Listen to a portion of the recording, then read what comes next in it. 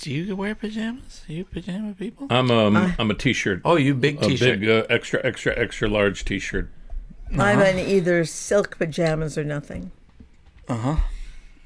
You know, Because I read something that it's very healthy for you not to wear any clothes when you go to bed. wow, usually you read things about stuff that's unhealthy for you. You also read stuff that's good for you? Yes, I have enormous resources. Do you know that a while ago, I was asleep and I was taking care of my brother's dog, and the dog started barking, like incessantly. I knew something was unusual. I looked out the window and I saw a black bear in the yard. I was trying to get the dog to calm down and I couldn't. And I was banging on the window to try to scare the bear off, and I couldn't. And then the dog wouldn't stop barking, so I grabbed 2 pots and pans and went outside. You went outside with the bear, and I was right naked because I was sleeping. How dumb are you? Well, I was close enough to the door where I could run home if the bear started charging me. And so I go out and I start banging the pots naked. I trip the electric light switch, so I get flooded in light, banging the pots. And when the lights come on in the yard, I see it was a black open umbrella that had blown into the yard. Were you able to scare it away? No, it had no reaction to me. So it was just a crazy naked man banging pots against in the yard. an umbrella. But I spent before I got out with my pots and pans, I spent like 20 minutes trying to scare away the umbrella. Did that make you think you needed a new prescription or something for glasses, that you mistook an umbrella for a bear? Yeah, it's a little peculiar, hon. Something not quite right with me. Really? Anyway, that's one way to scare away a bear that doesn't exist. Welcome to Don't Listen to Us. I am Gideon Patinkin. And I'm Kathryn. Great. You don't have to give your last name if you don't want. Okay. If you want to just keep it just private. Kathryn, yeah. Dad, who are you? Menachem Mendel ben Eliezer. Yeah. What does all that mean? That is his Hebrew name. Don't you even know that? I don't know that. Menachem Mendel is my Menachem, my Hebrew What's name. Menachem? Menachem is a name. Is Mendel in Hebrew? Mendel is the Yiddish name. It means Mendel means mandel, which means almond. So they named me after a nut. Thank you, Mom and Dad. And Ben, son of Eliezer, my father Lester. His Hebrew name was Eliezer. So, what is your Hebrew name? Gideon. No, you have a Hebrew name. Gideon. Gideon. So Gideon ben Menachem Mendel. Yeah. Oh, wow. Shocked you've never called me that before. Wait, the first one is Menachem? Menachem is my Hebrew name. Mendel is my Yiddish name. So what's my Yiddish name? I don't know what his Yiddish name is. You had to get a Hebrew name for your bar mitzvah. You don't have one. Yeah. You're just Gideon. Well, that's exciting. I'll get you a Yiddish name if you want. Look, if anybody needs some calm, look what I brought today. This is... I'm so sorry I keep that put you to sleep today. I immediately? Don't know. How does that make you feel? A little ding-dong? I like that sound. Good. So if you're annoying each other, yes, you can give me a signal and I'll go. Then, yeah, you'll be doing that. How often would you say, hon? You don't annoy him as often as you I think. Annoy you. No, you never annoy me. And Kathryn is working on her faces to just let Mandy speak if he's having a thought. She's working on going from... I mean, if you're watching it on YouTube, you'll see sometimes. Keep your eye on me and watch what I do. I close my eyes while I'm talking so I don't have to see her faces telling me to shut the fuck up. I know, that's good. I worry. If she's making faces, it means she's at least listening to me, and that's all I care about. There you go. That's something. Okay, let's get to our first listener question today. It's an email from Sue. And it's about entertaining. Sue writes, I'm sure you've both entertained friends and family a lot over the years. I'd love to know your best and most popular dish or appetizer. And is there something you like to make for parties because you like it, but usually no one else does, so you know there will be leftovers? Smiley, cry, laughy face. My party favorites are liver pate with mushrooms and sweet onions, and Bloody Mary Jello, which is basically a slightly spicy tomato with paste with vodka in it. I love them both, and it's rare I don't have leftovers of at least one of them. Bloody Mary Jello. That sounds really bloody awful. Like bloody, just terrible idea. If you have me over for dinner, you'll have my portion left over. That's for sure. Have you guys ever done this? Made something knowing that people won't eat a lot of it so that you get all the leftovers? No. Oh, no, that's not true. What? We make more of my mother's stuffing for Thanksgiving, so there'll be leftovers because we love it. And I also make more cranberry sauce. Yeah, and tons of Harosis for Passover. I mean, I make vats of it because we eat it all week. On Rosh but Hashanah, that's just the opposite. I've never made anything for people knowing they won't like it. On Rosh Hashanah, we have a butterfly lamb that we, what's it called, marinate in a half a cup of, equal proportions, I should say, of shoyu and honey, and then tons of garlic that we chop up and stab it all over the butterfly lamb, put it in big baggies, put it in the fridge so it's overnight. And then we eat that for weeks. We make extra, so we have extra lamb because we love it. I do love Tina Jacobson's. I'm going to open up these windows so we have a little more air. Tina If it's noisy, I'll Jacobson's close flourless chocolate cake. I think it's the best I've ever had. Oh, yeah. And I have been known to hide pieces of that. Do we make any things for Hanukkah in particular? Latkes. Dad makes great latkes. That was a nightmare. You remember trying to... Yeah, but I got a great video out of it. Yeah. You guys were just in the kitchen.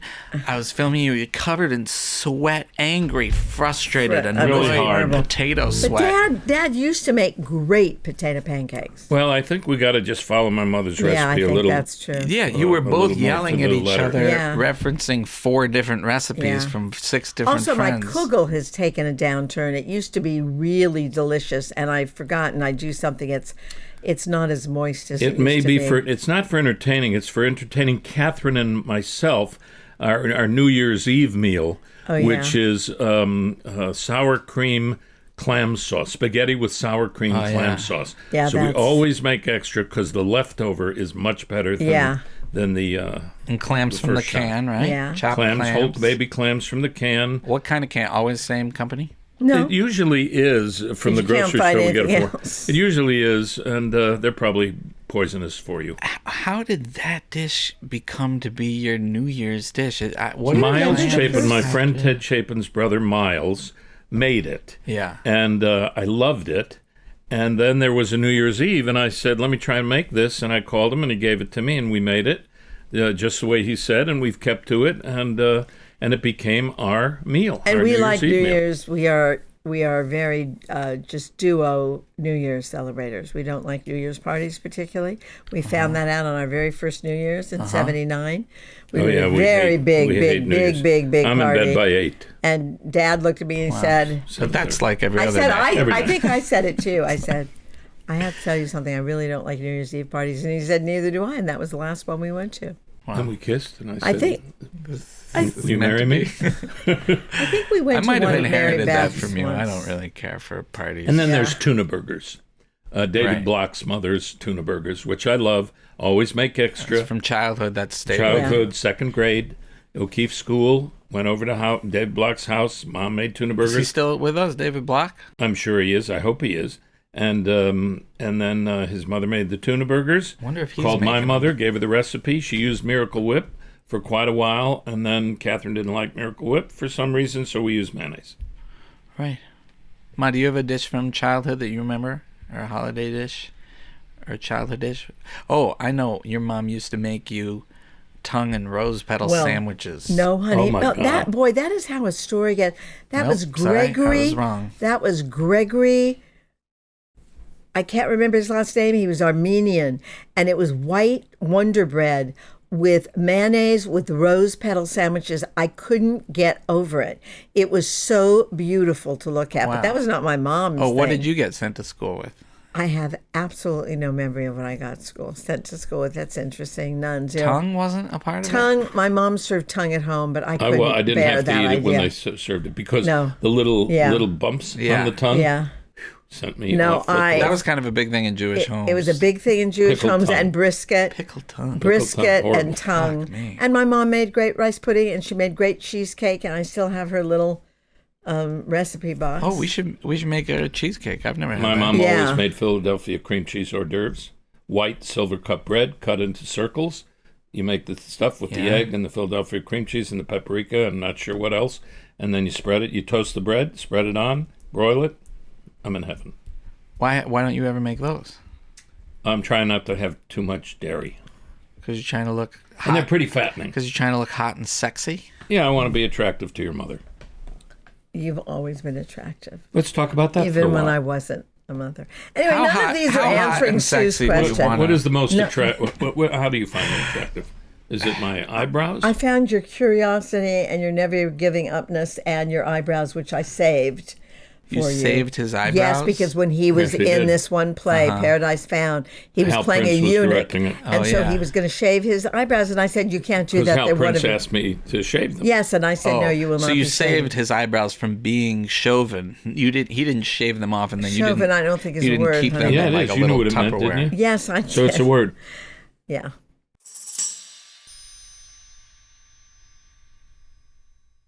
This show is sponsored by Ridwell. If you're hunting for a holiday gift that isn't just some stuff that you're going to throw away, if you do throw it away with Ridwell. The Ridwell mail-in kit is a genuinely unique gift. It helps someone waste less, and it makes a true, real impact on our environment, on our world, on the lives of animals and human beings. Recycle all kinds of things that your curbside bin won't take. Plastic bags, bubble wrap, snack wrappers, coffee bags. I say plastic with a vengeance because I've been hearing all these things about microplastic, how it gets in the food, it gets in our bodies and animal bodies. It literally endangers our lives. I don't know if anybody has ever said bubble wrap so intensely. Bubble And I've been telling Dad about this for years, like not drinking out of plastic bottles. But now that Ridwell, They also pick it Is it- right up. They'll pick it up at your doorstep, too. Yeah. You're so aware of our excess. In November and December, people throw away 25% more stuff. So it is the most important time of year to start wasting less. Between all the extra plastic shipping materials from online shopping and all the food packaging from entertaining and baking, Ridwell helps you keep your waste low. Using Ridwell makes you feel good, so it's selfish in a way. It doesn't just say they recycle more, they actually do it. And right now, through December 22nd, they're running a holiday special.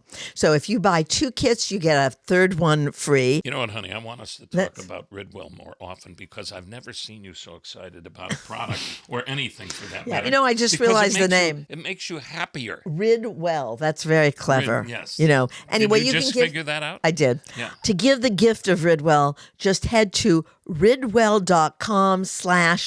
ridwell.com/don't-listen-gift. It's super easy, really. You can get a digital link to share instantly, or if you know their address, have a kit mailed straight to your friends and family.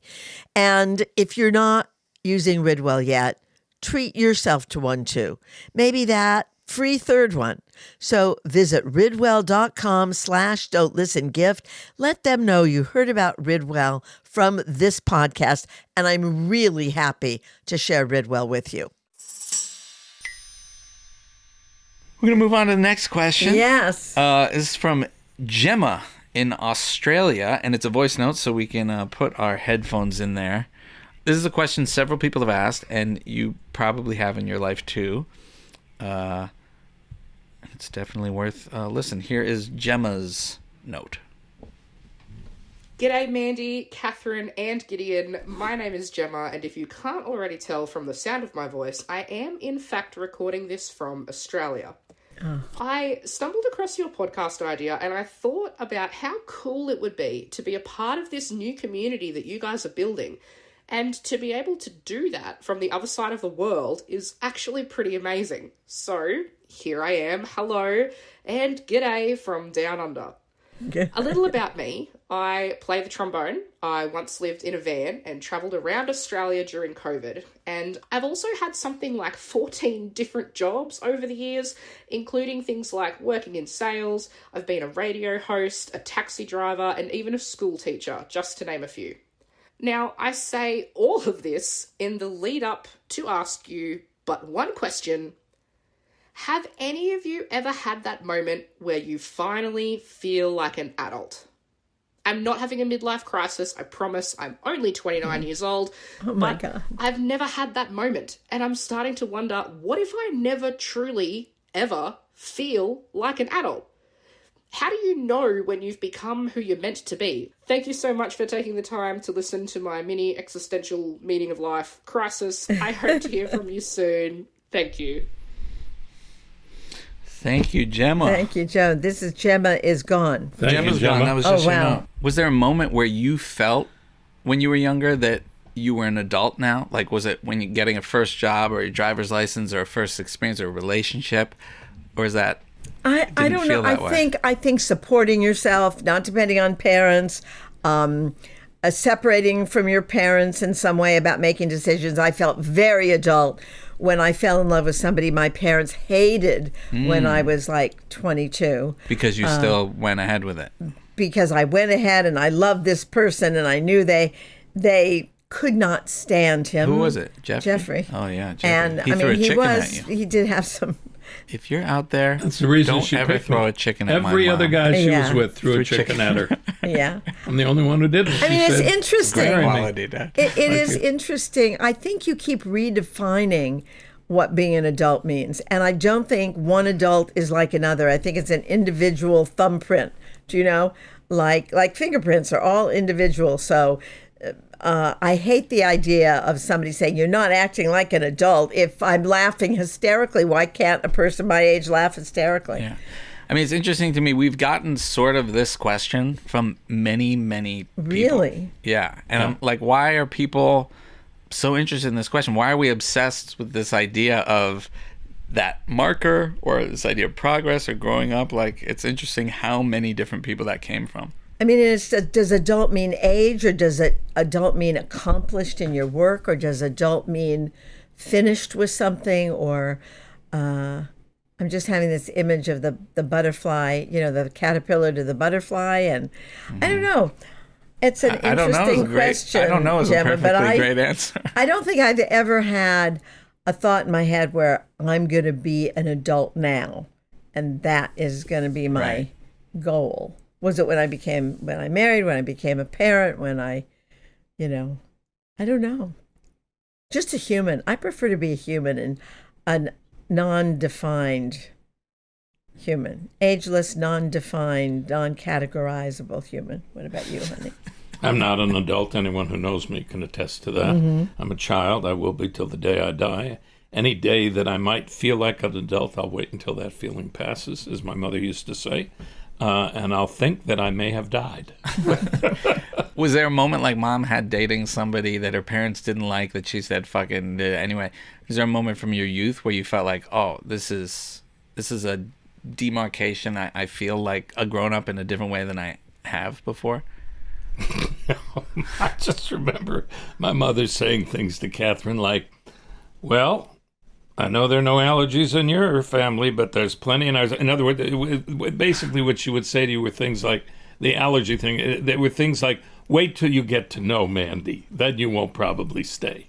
Right? No, she said, She didn't say honey, that? when you That's how I said we felt, were I getting guess. married, she said, oh, I thought you'd lose her. And when we said we were there you pregnant, go. That's perfect. And when we said, you thought I'd lose her. Yeah. She thought I'd lose Yeah, her. that's- Meaning I'm not good enough for her when she anymore. liked me. Thank you, That's Mom. nice. Yeah, great. Love her. I do love her. She And gave me a lot. How on do that you other day. feel about that definition and what? Well, I thought it was, feels- I got bar mitzvahed. I didn't feel like an adult at 13 years old. Well, I you're supposed to be a I had man. sex when I was 16. I didn't feel like an adult then. I think the big thing that felt like freedom, a new thing, was being able to drive a car. Yeah. Driving a Yeah. car by yourself was like, I can bring this body anywhere now. And that was a magical feeling. Do you remember that moment when you were about to go drive across the country, and it was 3 a.m, and you put your arms around me and Dad, and you said, okay, listen, guys, just remember, shit happens. And if anything happens to me, just remember I've had the best 18 years anybody could have. And then you drove up Amsterdam in the wrong lane, and Dad and I were just sobbing. We'll never see him again. Yeah. You don't remember that. I'll say this. A portion of that story is true. That is entirely true story.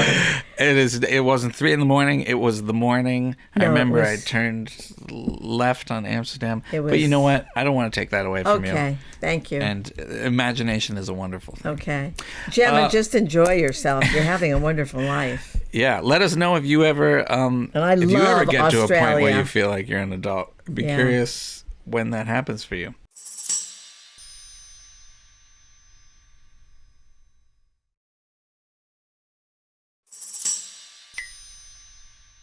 Okay, so you guys can put your headphones here, and we are going back into our Call a Friend segment. And we've got a friend on the line here to help us dive into this next fun question. And can say hello to our friend, see if you guys can figure out who, I know who it is. I know Hello, who it is. friend. Hello, friend. Hello, hello. Oh, my God, Sarah. Oh, that didn't take long. It's Sarah Levy. Guessed right. Oh, my God. Well, we had to do a podcast to hear each other's voices. We've got on the line our dear friend, Sarah Levy. I grew up thinking that me and Sarah were cousins and found out that we weren't at the age of 12 and was just shocked. And we were very close friends with her family and her mom and dad and her sister. And Sarah is an amazing actress, performer, writer, educator, mom, human being.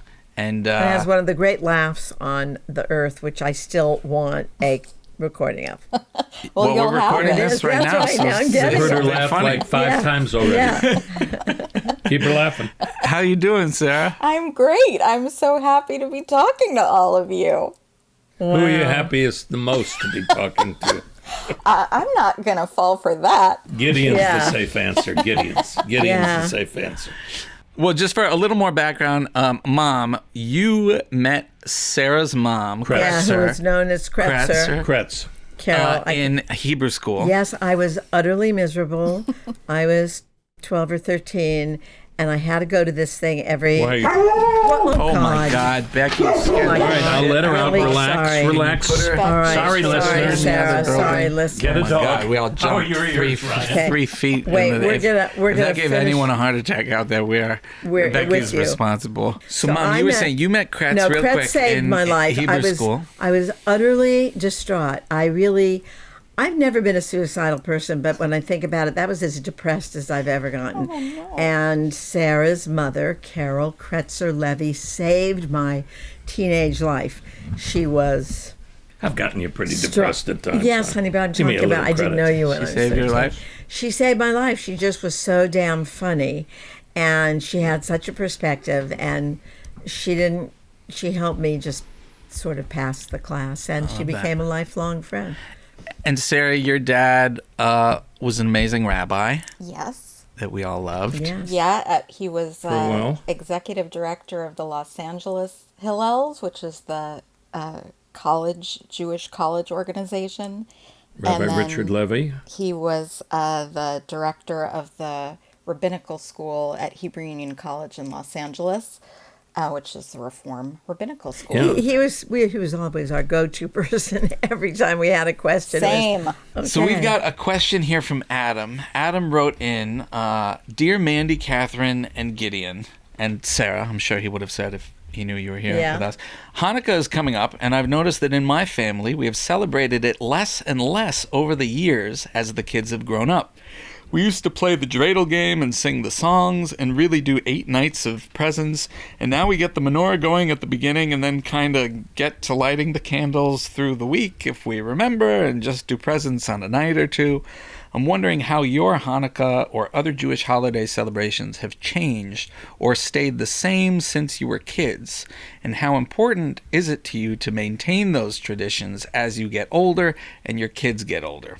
Thanks, from Adam. What do you guys think of Adam's question? Not so good. Oh, I think it's a great question. Sarah thinks it's a great question. What comes up for you, Sarah, right away? Well, one thing I noticed about Adam's great question was that he noticing things that he and his family do or do not do. And I'm interested in that. I noticed that we're not celebrating as much as we used to. And I'm interested in that, to what extent does Adam feel they has control over what the family does? So would you like that to change? Are you happy with how things are, or would you like them to be different? Yeah. How is it in your house with the holidays? Do you feel your Hanukkah has stayed similar to when you were a kid, or is it where? No, it's completely different. Partly because everyone who was in charge of it is dead now. Yeah. So that's just something we all have to deal with. That in my family, the siblings, my grandmother and her brother and her stepsister, they would take turns with hosting all the major holidays. Yeah. And so Hanukkah was at my grandmother's house, and it would be the entire massive family and various, partners, temporary and long-lasting. And it was huge. We would have big boxes of presents and the brisket and the singing and the candles and the whole thing. But, my sister and I, we moved away, and the whole family kind of scattered, and there's not that central home aspect anymore that there used to be. So what I've picked up from this part of the discussion is that if you're going to choose to be in charge of the holiday celebrations, think twice, because you're going to be dead. Don't start something you can't finish. That's right. So what I realized, one of my problems is I loved Hanukkah when the kids were little. I loved lighting the candles every day. We had little presents in my family. We got little tiny things, and then on the last night of Hanukkah, a big thing. And we try to do it for the grandkids. And we try to do it, but it makes me very nostalgic. Yes. For when we had a lot of people over. Now it's just sort of immediate family. Do you find any chosen kin people that you can sort of recreate what you loved about those bigger events that you've done, or does it stay pretty small? We have done some Hanukkah parties at our house, not with presents. I find the presents thing complicated and tricky. So not that, but we have created a new Latke recipe that is now, the next generation's Latke recipe. But can you say what the nature of it is? Oh, yeah. What's the new innovation now there? Not secret ingredients are some scallions and some sweet potato. Oh, nice. And it's really good. Now, so it's a sweet potato latke? Well, just a hint of sweet potato. It's like 5 regular potatoes to 1 sweet potato. And then Mandy is diligently writing this down. And then what are the other things you put in it? I mean, scallions are part of it. And then, I don't know, my husband has been the one who's been he's taken that over, the latke making. Wow. So that's new too. I need to have a conversation with him, because I couldn't make them stay together in the pan. I did something wrong. Sarah, I don't know if you saw that video I made of them making the latkes, but I walked into the house and they were both just haggard, messy hair, sweating buckets, just full of anger, rage, and confusion. Full of latke. Full of latke, just trying to make these. Yeah. And also because it was something you could count on over the years, and suddenly we couldn't recreate it. Right. Yes. You Why do know? you think Andy Kaufman's character in Taxi was named Latke? Oh, good question. Because it's You can ask Carol, funny to honey. name a character Yeah. after a potato pancake. So do you look forward to the holiday, Sarah, or does it make you sad for what the differences are, or both? It's both. I mean, Yeah. some of it is, knowing and mourning the fact that I can't recreate it. I can't give my own child the same thing that we had Right. because people are not here and we live in a different place. And so it definitely reminds me of that kind of loss, but also that's how it is. And, I guess for me, one of the things I think about is, well, okay, if I tune out other people's voices and other noise of what am I supposed to do? What would so-and-so want me to do? And then it can kind of become, okay, but what's important to me? What do I want? Yeah. So trying for that. Yeah. Do you guys have any specific Hanukkah memories from childhood, Mom, Dad? Yeah, I got baseball cards often on the nights, or a set of jacks. Little presents. I'd get one big present, which is usually something for my Lionel train set, like a car or an accessory. But most of the nights were little presents, which I really loved. Baseball cards. I loved the bubble gum in them. I loved the jacks, marbles. Got special marbles, paddle balls. We got paddle balls from Wee Folks Toy Store. And those are the things I remember. Did you do a lot of singing of songs? Or? Yeah, dreidel, dreidel, dreidel, I made it out of clay. When it's dry and ready, a dreidel I will play. Hey. Oh, Okay. Hanukkah, Yeah. oh, Hanukkah, come. See, everything, these are all good for everything the they podcast. sang in Diary of Anne Frank, the big hits. Right. These are all good for the podcast. They're all public domain. If you're ever in the mood for a song that you don't need the rights to, just sing some Hanukkah songs. I'm curious, Sarah, with Connor, what do you say to him on holidays or special occasions of the wisdom nature, or not wisdom even, things that you want him to really get into his soul, that you use the holiday to highlight, that is there something that you constantly repeat that your mom and dad said, or? I think there's something that we that has remained a tradition, which is a constant family disagreement of how much to do versus how little to do. So my dad would always want to sing more songs and do more of this, and then the rest of the family was sort of like, enough already, let's eat. So, I think I've faced that with my own child of wanting to do the things, and sometimes his not so much wanting to. But the singing feels important. The lighting the candles feels really important.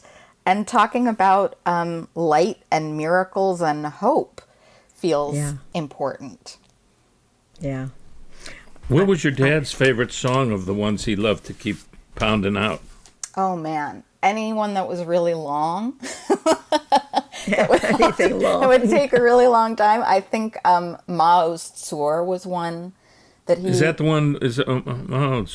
Yeah. What about but on Passover days? Wait, how does that one go? I don't know.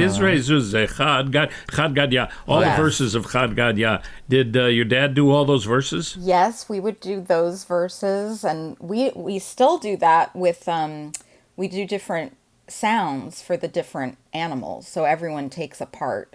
All right, And because one- you do the English version. Yeah, we do the English version. Yeah. I must say, Sarah, that I think any ceremony that brings light at this time is really important to do, whether it's Hanukkah or every Friday night. I heard, as I was listening to a podcast about the human being extinct, I heard the fun. very same guy that wrote a book about that saying hope is an act of resistance. So that's what I've decided to take with me on this day. One you thing know? I love about the story of Hanukkah is that it's a minor holiday. It's not in the 5 books of Moses, and Right. Yeah, I like it that came too. up later. So there is, to me, a kind of choose your own adventure of, okay, how do you want to celebrate it? You can, Yeah. And I love that you don't yourself. like I love that you don't like the present part, because that's the bullshit part that they added to compete with Christmas. Yeah, it's it's It's tricky. commercialism. It's Yeah. It was commercialism. Period. A way to make money for toy. That's No, the it's bullshit business. part. That's the bullshit part they added to Christmas too. Yeah. The presents. The presents. Yeah, that's right. Well, honey. I mean, The next year after Jesus died, they didn't. wasn't presents. Are you serious? I don't know. I'm not a biblical scholar. That's just my guess. I can't imagine that's true. Oh But my wait, there's this God. one question that I like, which is, can we, should we, how do we give our kids the same experiences we had? I think we feel sometimes like compelled to repeat what our parents did with us, or the good things of theirs, like to honor them, or because we had good memories. Tradition. Yeah, tradition.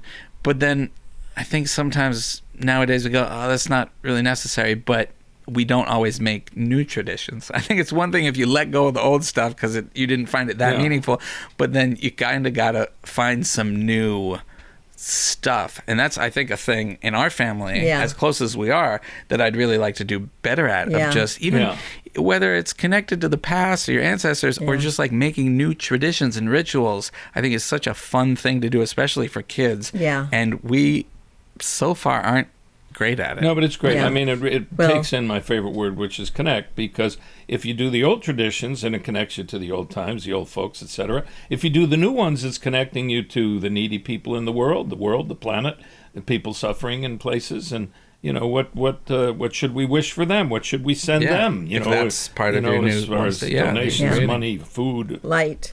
life supporting But I think systems. it's also a way you can share your experiences, Sarah, or I can share mine as a part of a storytelling thing. Just like you share Yeah. stories of ancient ancestors and bring them back to your table with stories that are just wonderful to hear without the comparison to Yes. your own new rituals. I would also encourage, Feeling lame in comparison. I would You know? also encourage all parents and grandparents to ask their children what they would like to Yes. do, what tradition they would like to create, or one of the old ones that they heard about from grandmas or grandpas or great grandmas or great grandpas, or what they heard about in school or the world or from a friend, and let them invent a new tradition. I think they'd feel very proud about that. Yeah. Yeah, definitely. Did I lose you on that one, No, sir? no, I was No. Okay. thinking. That's okay. You can yes, feel free. Yeah, thinking thinking. is good. Thinking Yeah. is good. Thinking is good. That's something I never do. Well, there's a disagreement that I love about Hanukkah, and we go with the second one. But there was a disagreement between Rabbi Hillel and Rabbi Shammai in days of Yes. yore. That's a technical term. And Shammai thought that we should start with lighting 8 candles the first night and then go less and less each night. Huh. And yeah. Hillel thought, no, we should start from none and go all the way to 8. And Hillel, as usual, won. Why did he win? Well, I mean, Shammai's was kind of depressing, I think. Of like, we're less going to and start less. at 8 and then we're going to then end go at nothing. diminish Happy down. Hanukkah. Yeah. So Hillel's is more fun. But Yeah, yes, absolutely. What are the ways, I think for Hanukkah specifically, how do we want to increase joy, light, giving, Yes. hope? Yes. I really like thinking about those questions. Yes. Yeah, I agree. I'm Sarah. writing them down so I don't forget to mention them when we're sitting with the young'uns Yeah. Well, and the old'uns. Sarah, will you let us know how your this upcoming Hanukkah goes for you, and what new things or old things you did, and how you were able to incorporate those things? And Oh man, it's We'll- going to be we'll do the amazing. same. But and here's What were you gonna sorry. say? Oh, You I know was what? going Go- to say that newer ones, to me, newer songs of, this isn't so new, but Adam Sandler's The Hanukkah Song. And Oh, now yeah. David Diggs. I don't know if you've heard this one, but Puppy for Hanukkah. Ooh, It's a What is it? A banger. puppy? David. David Diggs. What is it? Did you say uppy? puppy. No, David. Puppy for Like Hanukkah. a baby dog for Hanukkah. Puppy for And Hanukkah. Okay, these we're are going to like- listen to that. That one I didn't have when I was growing up. Yeah. And Yeah. now it's just, we And love it here- in our And what house. is Adam Sandler's Hanukkah song called? I think it's just called the Hanukkah song. The Hanukkah song. Okay, good. I cry when I hear it. Oh, Because yeah. wow. It's still golden. It's a good 30 years old. but Yeah. Just Yeah. still But it's solid. not- Well, it's going to be new to me, so thank you for introducing Oh, you're it going to to me. love it. Both And of Sarah, them. Sarah, here's a really radical idea that we can start seeing if we can arrange now. Yeah. Can I come to your house for one night of Hanukkah? Oh, yeah. Okay. Great. All right. And will you come to And will ours? you come to ours, wherever that may be? Yes, please. Any Okay. 24/7 joy, hope, and miracles. Okay. That's If really, possible, could I get there with Kathryn before your sweetheart makes the latkes so that I could have a hands-on lesson? Yes, you can. That would be helpful. And then when you guys come over here, we'll teach you the stressed out, cursing, angry, sweating, Yeah. miserable Just so you recipe. have really a lot of choices. New traditions for everyone. Let us find out on the calendar when that is, so we can start working on it. Maybe make it happen. Yes, I love that. Okay. Love to all of Will you. you will you talk to us some other time about course. something else? Yes, anything. Thank you, Sarah, and the check's in the mail. Okay. Love you all. Bye, Sarah. Bye. Wow. Bye. Good girl, Becky. Becky has Okay. joined us once again. She was outside looking for a squirrel. She is back. She has received a liver treat, which I tried the He last did. episode. He really did and try I to eat can that. That was the say most frightening thing. And you almost didn't make it to this episode. It was not one of my better decisions. You know, I've read that. I read that dogs don't have much.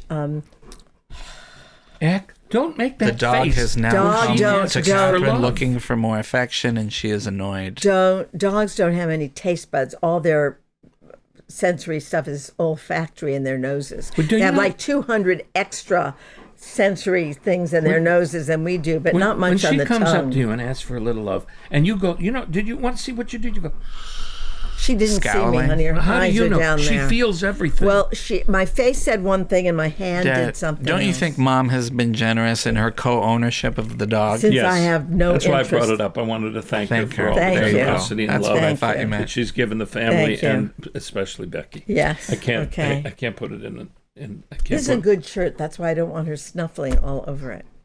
Well, don't wear a good shirt. Well, I next time. didn't know Becky would All do right, that. guys. I think that's all the time we have this week. Thank you to Sarah for calling in. Thank you, Becky, for.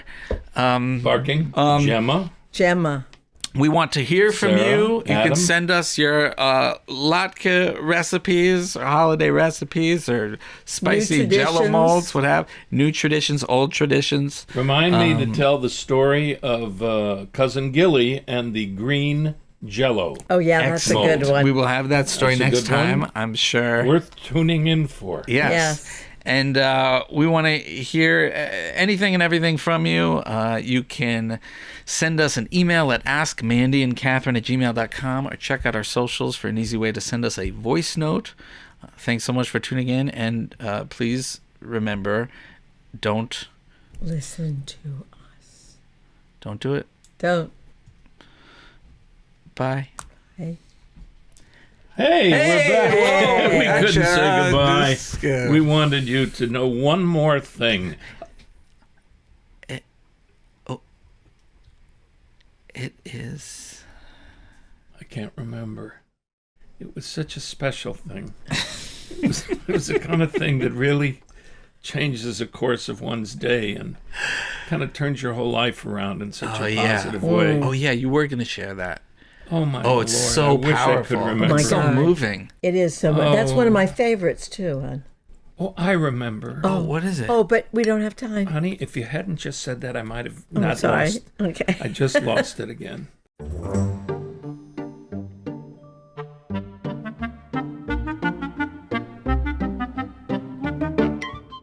Don't Listen to Us is a Lemonada Media original, hosted by Mandy Patinkin, Kathryn Grody, and Gideon Grody Patinkin. Created by Katrina Onstad, Debbie Pacheco, and Gideon Grody Patinkin.